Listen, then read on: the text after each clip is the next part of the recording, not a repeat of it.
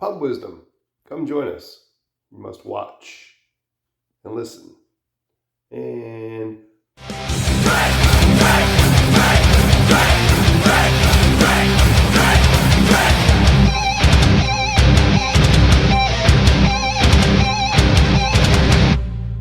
you can trust me. I went to college. Hey, our mugs are defrosting. Let's do a 3, 2, 1. Ready? 3, 2, 1. Welcome to Pub Wisdom. Yes. Let's get a pour. And it is Octoberfest. It is an Octoberfest. You are enjoying the month of October. Yes. It's a light-colored Octoberfest, but it's a very good one. Great color leaves going on as the leaves fall here in Michigan. Yeah. All right, Dan. Yes. Welcome to Pub Wisdom. And good evening, everybody, and welcome to Pubism.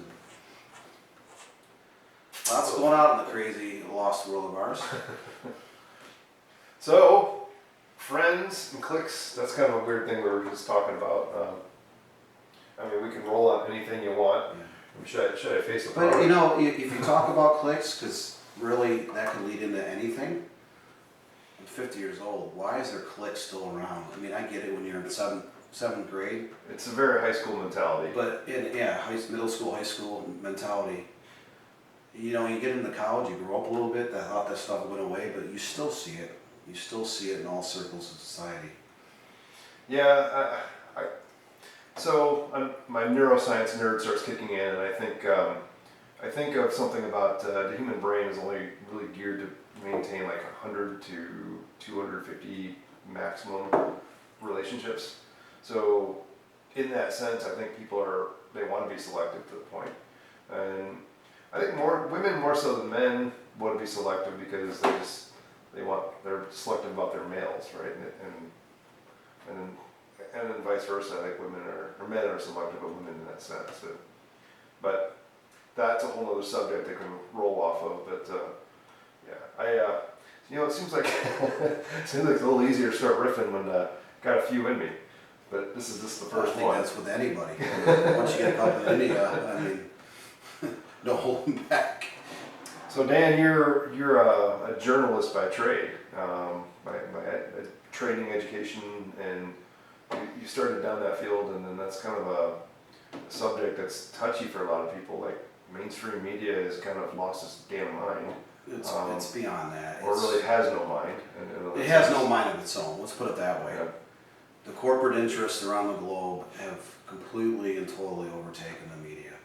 And any type of TV, radio, website, whatever the case is, that try to speak out against the establishment, we'll call it the establishment, around the world, you know, it's ostracized. Just like when individuals talk out. Yes. Even if it's something, you may not agree with somebody about something, but because they are attacking the establishment, they're ostracized.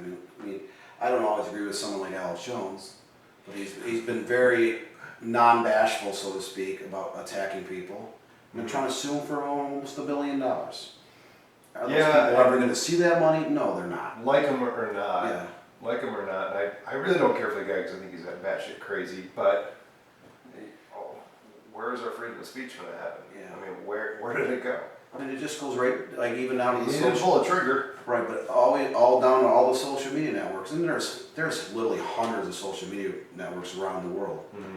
But you can't say or print anything on most of them. You No, can't. You're attacked, or you're flagged. Your accounts are suspended. You know, Facebook jail. I mean, every time I open up Facebook, I have 100 friends around the world that are in Facebook jail. They're like, "Hey, I just got out of jail today." And they're usually your most mouthy of friends. Yeah. And they're very vocal about some Very stuff, outspoken. regardless if they're right or not. Yeah. Yeah, very true. And what governs that? It seems like most of these media channels start out with, total freedom. Sometimes they have guidelines and respectfulness, and that's understandable. If you start out that way, okay, but if you allow something for so long, and then all of a sudden you start clamping down on it, and then it appears to be clamping down very unevenly, then something is amiss. And that's not really conspiracy theory. I think a lot of that has to do, in my opinion, where I see things, it's follow the money. And when they start running ads, that's their money resource. Well, absolutely, because everything around the world, it all boils down to what? And again, the term follow the money is spot on. So who owns the media? Because you have like 6 major corporations that own like 90% of the media in the US alone. And it's very similar around the world. You go to Europe, South America, Australia, it's the same thing. And then you have to ask yourself, who owns these companies? What are they involved with around the world? And then part of it is, who are the advertisers? So you think back 30, 40 years ago, you know, you could put on a football game, baseball game on a Sunday afternoon. Who's advertising? You know, Miller Lite, tastes great, less filling. McDonald's, the cup ran away with the spoon. You know, and so on. The car companies would advertise. But now you sit down, if you watch TV all day, and I'm never one to watch much TV. Walked away from it. Yeah, I mean, the older I get, the less I watch, other than sports. But it's the same concept where pharmaceutical companies are by far the biggest advertisers. You know, in TV and radio, by far. And the sad thing is they're much like the industrial military complex, where they have such influence, such control. Yeah. Because of the money they're spending. Right. Yeah, we can't have anybody. I mean, it starts with the media corruption too, where the news sources. Well, there's someone up front saying we can't run that story because that hurts one of our advertisers. We hurt our advertisers, they're going to pull our money, and then what are we going to do? Right? So they start with a fear of losing that advertising money, and that's where corruption begins. You just change the news. What is it about journalism that you're? What's like? It should be like an overriding priority. And the word escapes me, but not non-biased, or what is it called in journalism?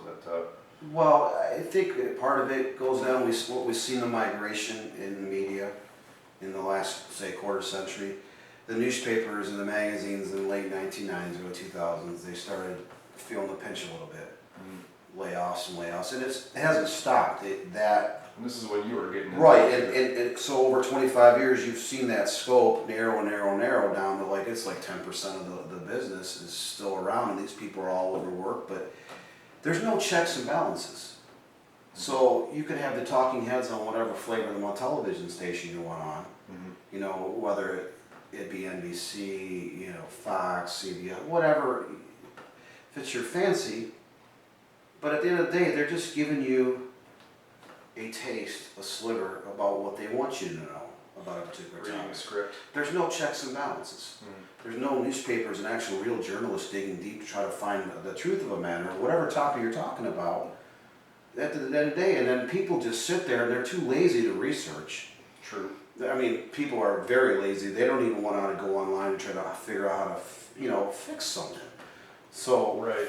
at the end of the day, it's just people are zeroed in. It is complete and total indoctrination, complete form of brainwashing. I mean, television, TV programming, the term fits because you are being programmed, and you are being programmed since the invention of television. And it's just only gotten worse really in the last few decades, and I think it continues to get worse. Yeah, and we're bombarded by it more frequently, right? Where everything's on demand now. You don't have to wait for something to come on. No.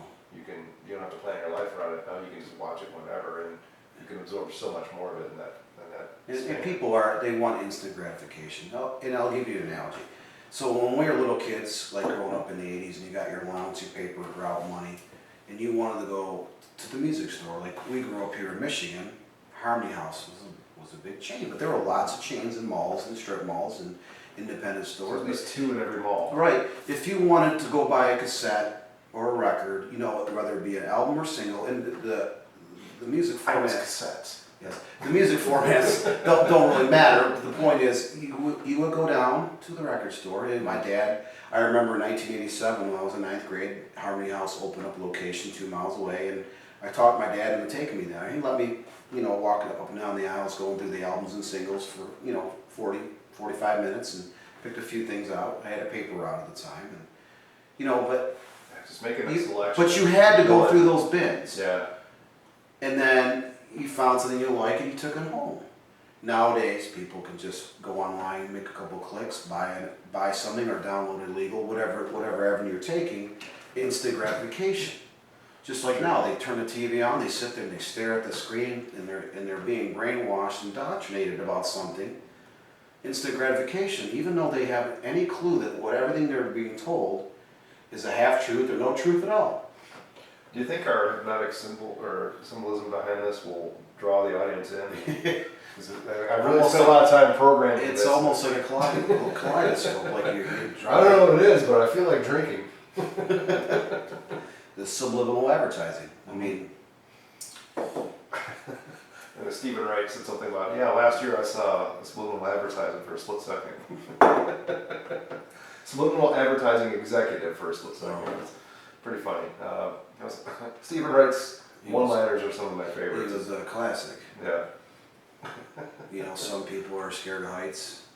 I'm scared I'm of wits. scared of wits. Last night I took a walk around the building on the ledge. So, yeah, it is classic, and you know what, Carlin. Oh yeah. He was great about talking against the establishment. Oh, yeah. And really governments and everything else.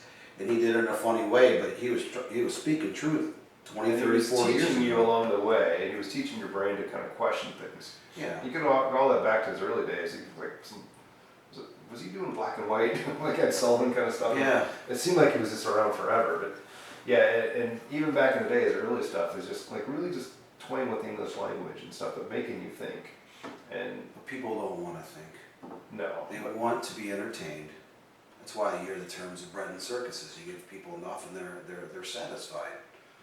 it's true. It's sad. You know, I'll take it in a slight other direction. When I was in college, and this would have been in the 1990s, so really, when the internet was first getting going, most people didn't even have email. Most places didn't even have websites. But I wrote a paper on cognitive dissonance. Say that 5 times fast. I can hardly spit it out myself to this day. I wrote a paper, and I just made some points, and I remember I got like a 3.9 on the paper. It was a psychology class. It was one of my science electives at a Division I college, and he really liked it. He's like, you're not bringing up anything specific, but you're talking about really challenging yourself to think, because sometimes you receive information which goes completely against what you've been taught. Is that about politics, about religion, about history, about entertainment, whatever the case is? And most people, they cannot deal with when they are presented something. And people will kick and scream. They'll delete you as a friend on social media. Family members will talk to each other because you present and challenge them with something to get them to think a little bit, and they don't want to. Yeah. They don't want to at all. Totally agree. And for some reason, it's like just in the last few years, it's gotten really, really bad. I mean, really bad, to the point where I feel like politically, and I don't even like the political spectrum, right?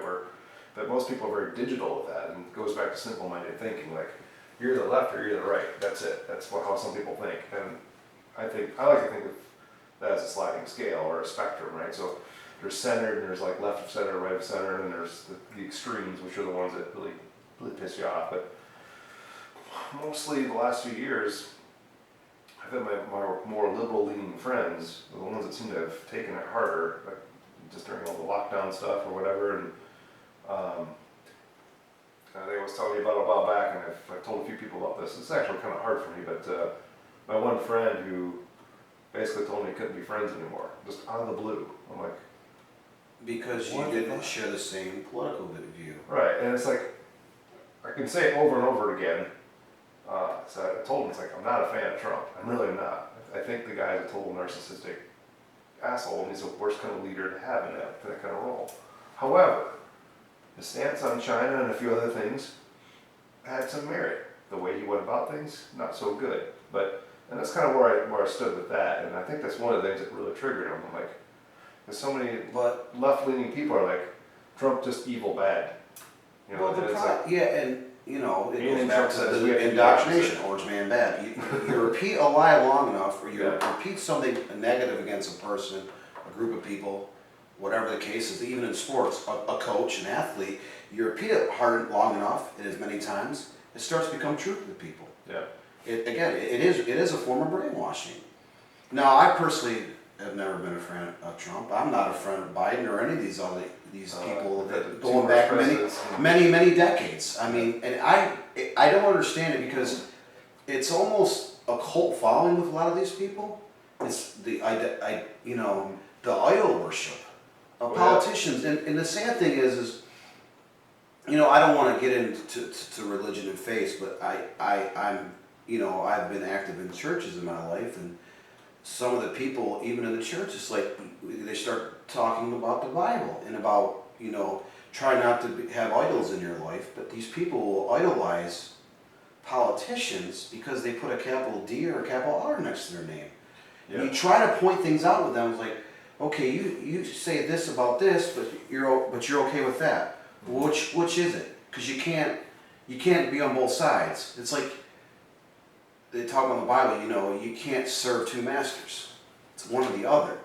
And then it goes down to the cognitive dissonance where you present that to them. It's like, okay, once you think about this, you're completely and totally for the war, bombing up nations, invading nations. You're fine with that, but you're not okay with abortions, or you are. You can't. I guess murder is murder. Murder of an unborn child, murder, invading Iraq and killing 500,000 innocent people because you think that you're defending our freedoms. It has nothing to do with defending freedoms, and it never has. Yeah, I feel pretty free, but I mean, I don't think anything that happens on the other side of the world really affects what I do here. And where you're going, and I will touch upon that a little bit. It's people locking into ideologies, and I think it's a simple-minded trap. They lock into an ideology, and then they can look at, like, say, with the Democrats or the Republicans, and the main topics they represent. And it's like, well, I can agree with most of those, so I'm just going to go here. I think that's the same kind of thing as someone who reads a headline and thinks they read the whole article. Right. And it's very simple-minded. There's low brain power required to run that program in your head. And where I'm going with that is it's an ideology, and religions are also ideologies. They want you to do worship things in a certain way and believe in things a certain way, and not question them either. And that is a subject where you and I do differ, because I'm very agnostic, and you were still so religious in that sense. But cool thing is, we respect. We respect each other, and we have these conversations. As friends, we can have an open dialogue about anything, and the same thing as some of our friends. We don't throw our hands up and go, I can't talk to him. I mean, it's just, no, I mean, I want to hear what you have to say. Yeah, and it's funny because we talk about all these different subjects that we've talked about the last 5 years, and it's funny because in the same day I've been called a Trump lover and a Biden lover in the same day by two different people. And it's like... Let me guess, they were on left or right of you. Exactly. In the same day, and it's so like, I have nothing to do with any political party. It's a two-headed snake, it's pure evil, it's pure corruption, and all these people are controlled by a higher entity, whether that be someone in the banking industry or pharmaceuticals or our industrial military complex. Someone running the narrative. Yes, politicians, they start at the local school board, and 30 years later, they're a senator or something, and they've got $50, $100 million in the bank. That just isn't right. But then it goes back to people, the idol worship. People, they'll jump in the Niagara River, go over the Horseshoe Falls without a barrel because they think they're defending a politician and doesn't get anything about them. Right. These people don't care. They don't care. They don't care about their constituents. They didn't 50 years ago either. Right. They care about the money, staying in power. Because, it's a false power. It's a position of stature. Yeah. You can call yourself a politician X. Well, I'm the local mayor. I'm a senator. I'm a House of Rep. I'm a judge. Whatever the case is, it's almost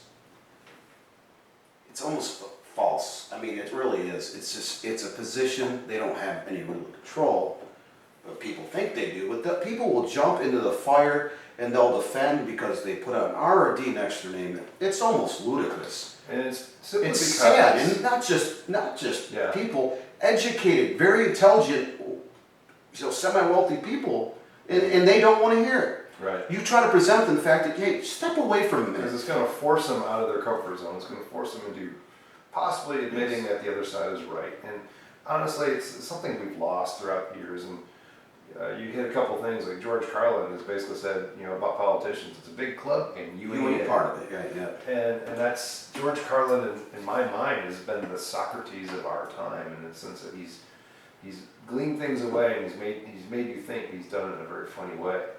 And to me, something that's a subject I've gotten into in more recent years is getting into philosophies. And me, as an engineering background, like, philosophy, I don't need that crap. But now it's like far more interesting to me, because philosophy that Socrates came up with, just the fact of the Socratic method, asking questions as if you know nothing.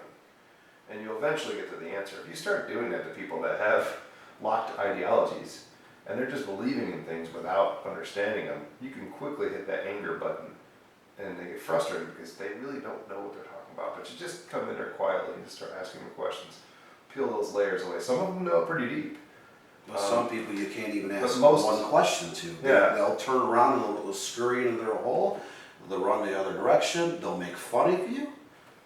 And I'm not just, sometimes it's not a stranger, sometimes it's a family member or close friends. Yeah. That because you cause them to think or you challenge them on something, I've tried. Like I have a lot of people in my extended family that I'm a punchline, because I always bring things up. Because I don't just read a paragraph and say, oh, I'm an expert on something.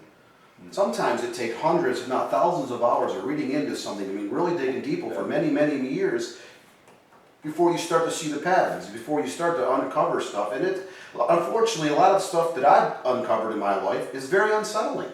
Yeah. The truth is very unsettling.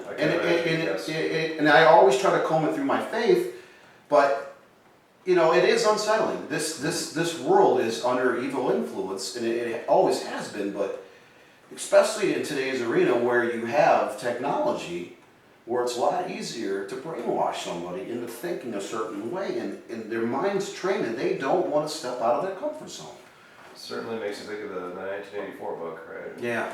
I mean, and then there was a really, you mentioned it earlier with like circuses and stuff like that, and if you feed bread and circuses, right? Yeah. That's just a very simply put version of what they said and I'm gonna butcher trying to paraphrase it, but he talked about the football games and all, and just giving people all the things they want, and it just kind of keeps them.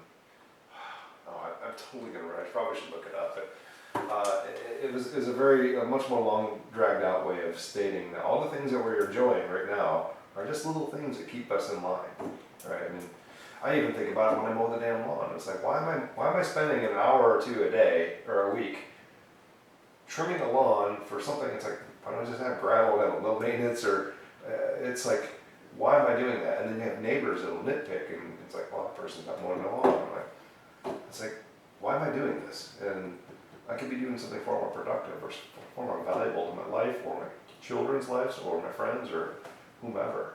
So there's a lot of little mundane things that just kind of keep you in line. There's little entertaining things that kind of keep you from focusing and digging deep on subjects that you really should be looking into. And it's comforting because, like you said, when you dig deep on something, you start to realize what's really going on. It's unsettling. And some of it goes back a long time too. Like, you start to research a topic, and then you realize that you go back 100, 200 years to kind of see how things are slowly built up, gone a certain direction. And and it is all connected, and it is follow the money. Right. But it amazes me when you research one topic how it bleeds into so many others, and you start to see the parallels. It's like, what's going on here? And it's a subject that we need to focus on all the time. And what I've learned in engineering is you do root cause analysis. If something breaks, you got to find out exactly why it breaks. That's where I've done a lot of research and development testing. This is mechanical things, right?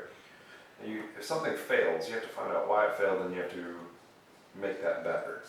And then you make an improvement, and there's a feedback loop, and then finally you come up with a design that's foolproof, or in many cases good enough, or good enough to go the distance to get a vehicle through warranty. and then that's good enough, right? So But root cause analysis parallels very well along with the philosophy of the Socratic method. And then you go the other direction in physics, and they talked about first principles thinking. And that's what Elon Musk has used to basically dissect the entire auto industry, the space industry, financial banking. I mean, he's really using this method to just destroy everything and come up with something better. And you are dissecting everything down to its atoms and reassembling it back up in a better way. And you're finding out that we're using like a lot of legacy methods that we've been doing it that way all along. And so we just continue to do it that way. And someone said, hey, there's a better method there. And even the company I work for now, it's kind of under the practice of Dr. Demings, where they kind of look at simplifying things, reduce complexity, and you reduce a lot of costs associated with that complexity. And then, so our company kind of stands up in innovation with things that like Elon Musk has been doing. And it's not because we're fanboys, it's because it's good engineering, it's good practices. But you want to go back and try to find the problem. This Right. thing happens and it's negative and it can Yeah. cost money. Right. Long term, you want to go back and fix it. But Right. Unfortunately, in today's society, what happens? When something is wrong, like our political system and amongst everything else, it's the blame game. It's a blame game. It's But well, we're not it's the doing- Republicans' fault, it's Democrats' fault. Right. And then you go back 100 years, and every year there's always a created enemy, there's always an individual or group Yeah. of people they want to blame. Just go back. You literally take the calendar and go back every year, 100 years. Yeah. And there's always someone else to blame for everything. And the sad thing is most of the time they're blaming an individual, group, or religion, whatever. They have nothing to do with it. But Nothing or little. Yeah. I mean, yeah. So maybe sometimes there is. And if it does arise that way, then it's like, ooh, we've got one. We've got a real one. And now we can go to war. And then the war machine can kick in. But yeah, well, and the war machine. So that's the really war some machine was sports, getting.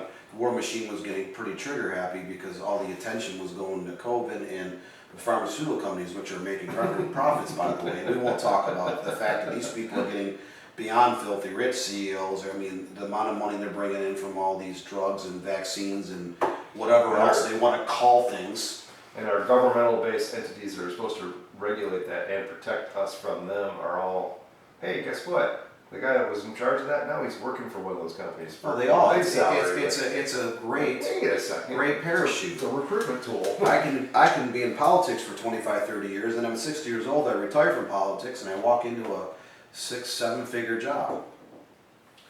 Pretty amazing. Yeah, it's Without amazing. any real qualifications. And as you serve that entity, that corporation, whatever it is, all along, Mhm. and then you keep making promises to your constituents who vote you in or appoint you, and at the whole time you don't really care about your constituents or the people that you're supposed to be serving. You care about where the money's coming from, where's Yeah. the power stature coming from, Yep. who's going to put you in the most prominent place, and then set you up for a great safety net later in life. In a form, and I hate to even say it, but it's a form of runaway capitalism, which people tend to look at capitalism as a bad term. It's not. If it's done right, if it's done well, and if you have a good moral code, you won't be greedy, and there are good examples of that. And runaway capitalism is a good example, in my opinion, would be like Walmart. Some of the richest people run Walmart, and the bottom line employees are some of the worst paid in the industry. You go to a competing entity like Costco, and their CEO makes a couple $100,000 a year. Decided that's enough. And then all their baseline employees make some of the best money in that business. And they're all happy. When you go there, you see the results of that. Yeah. You get a good experience when you go to Costco. My mother will not stop talking about it. it's like, where'd you get that, Mom? Costco. It's like, it just comes up. And then that's a good form of capitalism. That's someone who had a good moral code and decided this is all I need, and I need to redistribute this wealth to all the people that got me there. Not suck it up from them. And it's like, I need a bigger yacht. You know, what's Bezos got? Well, give me a bigger yacht. You know, it's like, Yeah. And why? it's almost like a competition. I hate Right. to say the term a pissing match, but it really is with some of these people when you have Yeah. billions and trillions of dollars at your disposal Mhm. from various entities. It has become, I want the biggest toys, and you will step on people, groups of people to get to the top. And once you're up there, you don't care about these people. In fact, you want to control them. And I think that goes down to the middle class around the world is. Or just ignore them. I mean, Yeah. who cares? You know, and just treat them poorly and they'll leave and I'll just get someone else. You know, they're disposable. Yeah. Treating people like tissues. Like, oh look, there's another. Oh look, there's another. You're just a oh, look, number, there's you're a another. number on the page. And Who cares about the garbage pile you're leaving behind? You know, it's like, and you're destroying things along the way. But justice does come around eventually, just a little too slow in my opinion. I mean, the Walmarts of the world are kind of crumbling, they are struggling. But it's because someone outdid them, and like a Bezos has outdone them in terms of Amazon. Just reconstructed that model and come up with something better. And you know, that is a disruptive change, and that's a market change. But that's also something that something my company, or the company I work for, kind of specializes in. We kind of dissect what those changes are, and then we explain to people, this is how you do it. Yeah, a couple big subjects there. Yeah. How much time did we run? I didn't even look at when we started. But all these topics you can connect. They're all Yeah. affiliated in one way or another. Yeah, I feel like a lot of times, like the picture of the crazy conspiracy guy, where he's got all these things on his wall everywhere, and he's got strings touching, and it's like, yeah, all these bubbles of thought and all these different things I've studied over time have kind of all come together, and it's what I refer to as the age of wisdom. And sometimes it's sad. It takes you into your 40s to, and not everyone gets there. I don't think, because I've talked to people my age and they're just still just trucking along, and they're just in their on a very surface level. And they're content with their political party, their job, their house, their religion, their faith. You know, they're happy with their bowling league on Friday nights. They're content, is what I'm saying. They're comfortable. They're inside the bubble that they've somehow created, and they don't want to leave that bubble, because as soon as they do, they're uncomfortable and they don't want to be challenged.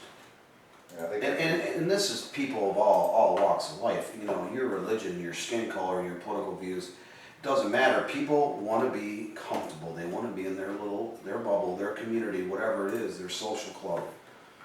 And it's sad. It really is sad because most people, you can't challenge them. You can't at all. I mean, I've gotten word back to me over the years where I've had family and friends absolutely lambaste me when I'm not in the room. It's like, you know, I know the truth and they don't. I've done the homework, they haven't. At the end of the day, you know, the willful ignorance. They choose to be this way. I can't control it. I've tried to present them information, tried to challenge them, and at the end of the day, they don't want to. There's a way of doing that kind of breaks through people.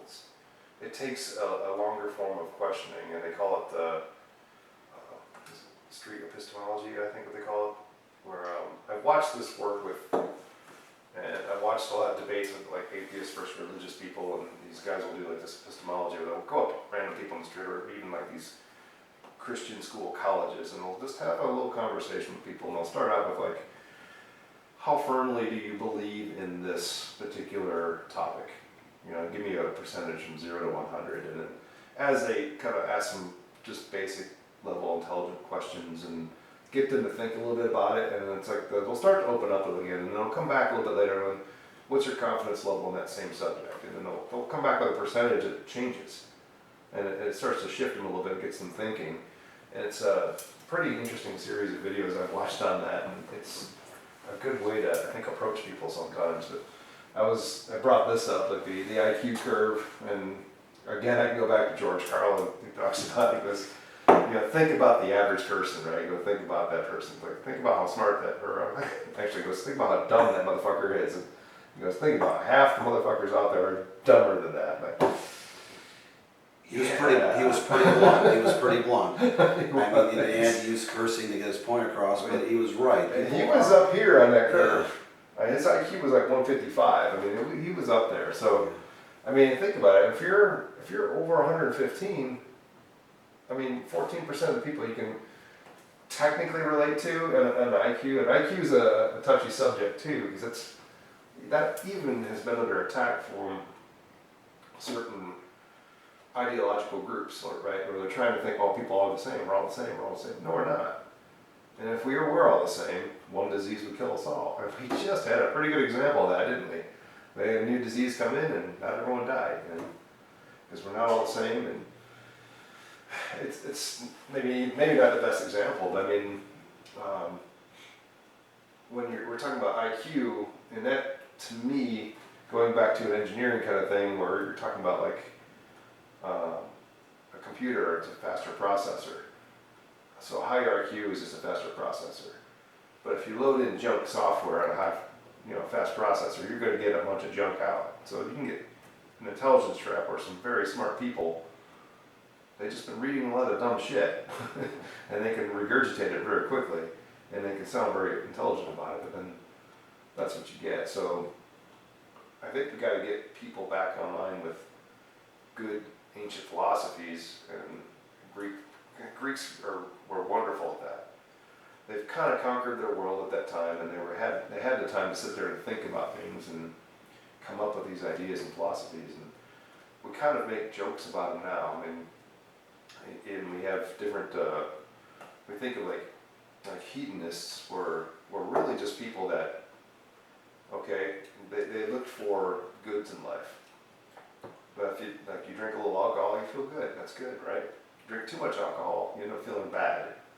Okay, that's bad. Now know your limits, and then just go up to that level. That's kind of how hedonists really were. Now it's like you got resorts or like sexual deviant hedonism. But that's not really how it was back then. But we've taken it to a different level. Stoics were another one. Where think of a Stoic as just someone who just stands there in the rain and doesn't move. It's like that's not how Stoicism was. Stoicism was far more complex, and I think that's one of the philosophies that's really made a renaissance. And like guys like Ryan Holiday and Tim Ferriss have kind of brought that back to modern day. But they've used it in a sense where it's downloading a software. Like Tim Ferriss said, it's like downloading a software into your brain for thriving in a high stress environment.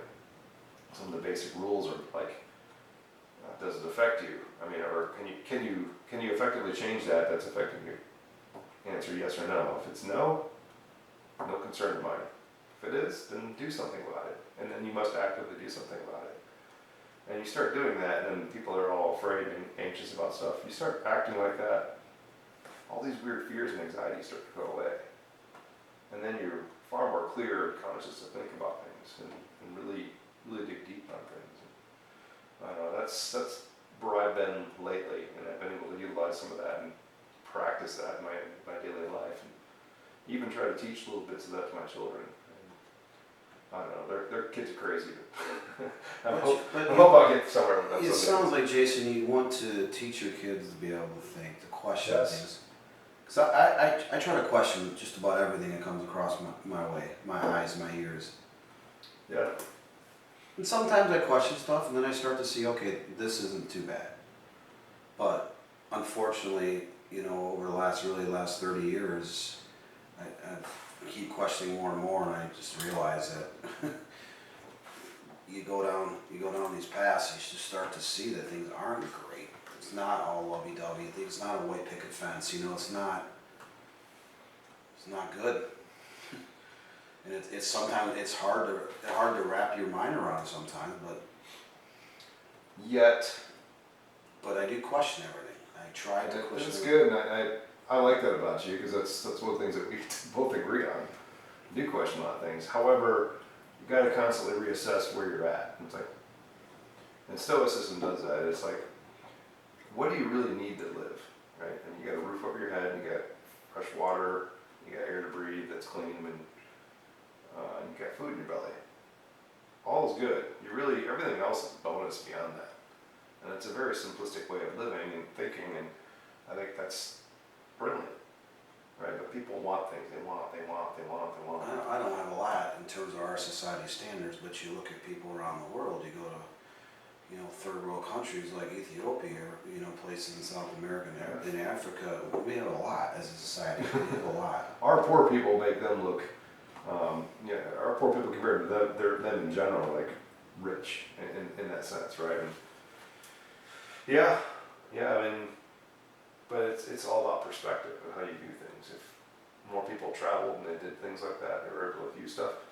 we have the world's information at our fingertips. I mean, go to those places. You can do it. You can look around. You can find things that are way worse than what you're dealing with on a daily basis, and maybe you reflect on that. Go, yeah, maybe it's not so bad. Right. And it's not bad at all here. We really do have it all right. We can get out. We can have a beer every now and then. We can hang out. We can talk to friends. We don't have to worry about bad water or bad food unless we live in Flint. But yeah, that's a whole other thing. But Yeah. it's just a series of letdowns. But I mean, overall, the majority of us are really good in that sense. It's Dr. Steven Pinker who writes a book about just looking at statistics, and statistically we're safer and we're better and we're sane year after year after year.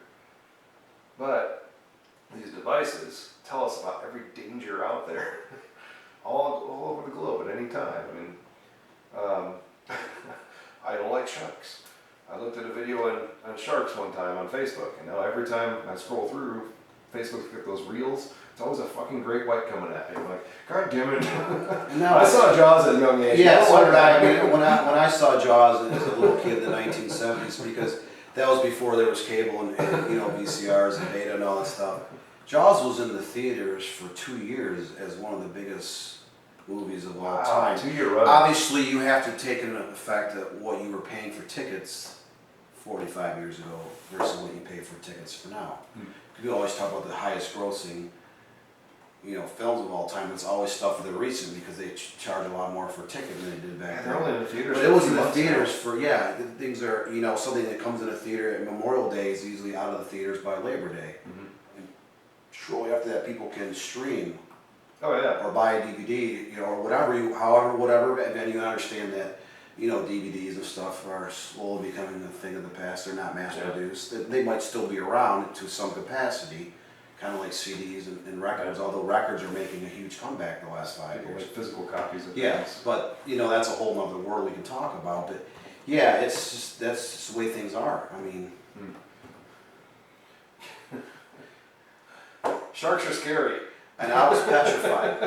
I was petrified to go to a swimming pool. I would go to my own damn pool. I was petrified to go in the bathtub, even though I had my Fisher Price ships with me and a toy shark. I didn't want to sit on the toilet when I was 6 years old. I was petrified. Someone told a horror story about snakes coming up the toilets. Yeah. How often does it really happen though? What are statistics on that? I mean, there you go. And if you really had the ability to dig a little deeper, and it doesn't even take much to get that far. You can overcome those fears, right? And eventually overcome those fears, even though I still won't go to the ocean nowadays. Yeah, I mean, I haven't been in the ocean. But shark attacks are they're pretty rare, even though they've been kind of on the rise. But Well, most shark attacks, and I mean most, are like people that are like surfers. Mm-hmm. Where they're out paddling, making noise, moving around, They're out there. and then to a often larger, appearing like a seal. a larger shark, and hear you making splashes and noises, they think that you're I mean, unfortunately, that's reality. Yeah. I'm not a surfer. I would never go out in the ocean super deep without knowing that. I once went on a cruise and we rented a catamaran boat and we went snorkeling in a bay. Well, there was guys up top of the boat just keeping an eye, making sure that nothing was coming in, and there wasn't anything there. But behind you, it's the ocean that goes on for 1,000 miles, Pretty much forever as far as we're concerned. Yeah. I mean, you can't swim it, right? Granted, the Great Lakes, you can't swim those either, but I mean, it's fresh water and there's no sharks and there's nothing in there that can really eat you, so I'll stick with the Great Lakes. I like those very much. Yeah, so we have a picture of the coastline somewhere in the world. Yeah, that's beautiful. I have no idea. That's whoever took the picture. Looks like a nice drone shot, yeah. Yeah, well, I mean, that's pretty good. We can probably wrap it up here, man. Maybe go get a beer out somewhere. On Bud Wisdom, we thank you for joining us in our very first live edition. Yeah. We hope to have many guests, friends, family, just to come in and talk. Join us, have a beer, and Remain level-headed. we'll talk about fun stuff. All right, very good, man. I'm out, but cheers. We're getting another one. Cheers to you all. Good night, beautiful people.